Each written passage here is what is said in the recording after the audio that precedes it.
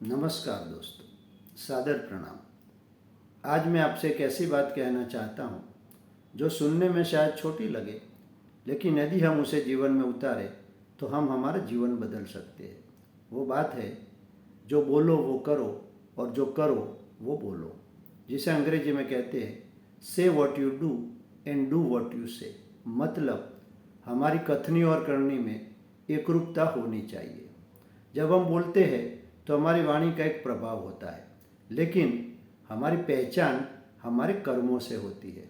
इसलिए हमें अच्छे कर्म करने चाहिए।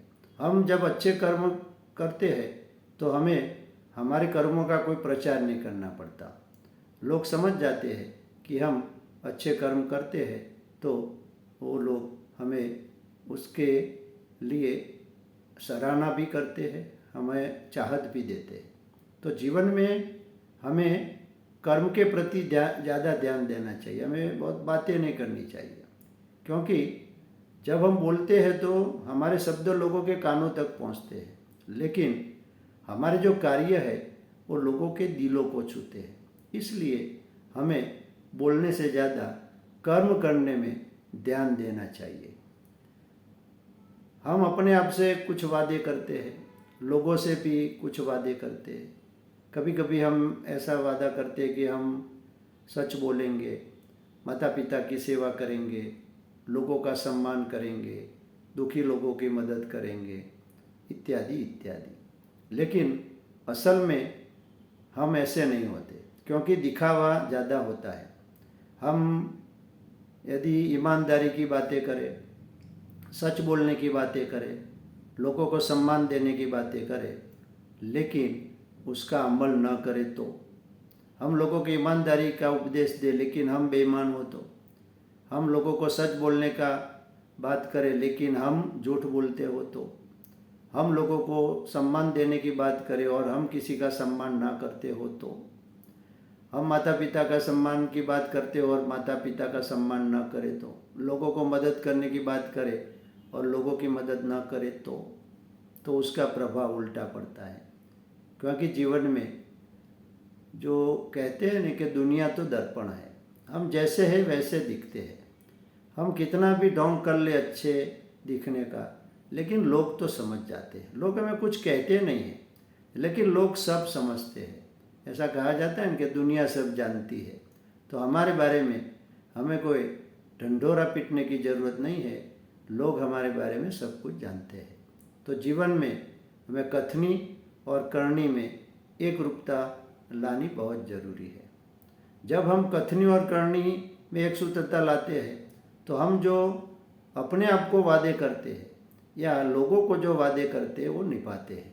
अंग्रेजी में ऐसा कहा जाता है कि promises are made to keep.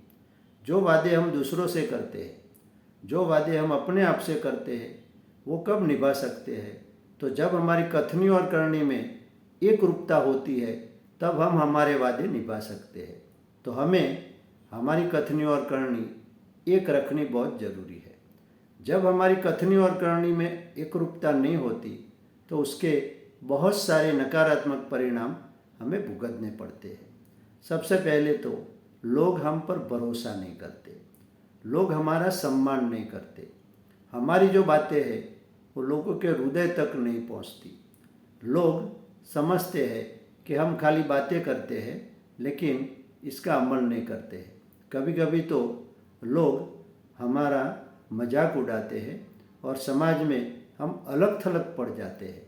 हमारा विश्वास कम हो जाता है, लोग हमारी ईमानदारी पर शक करते हैं, तो इसके कारण हमें बहुत दिक्कतें आ सकती है। यदि हम कथनी और करनी में एक सूत्रता रखते हैं तो हमारे जीने का आनंद कुछ और ही होता है और हम सबके साथ अच्छी तरह रह सकते हैं।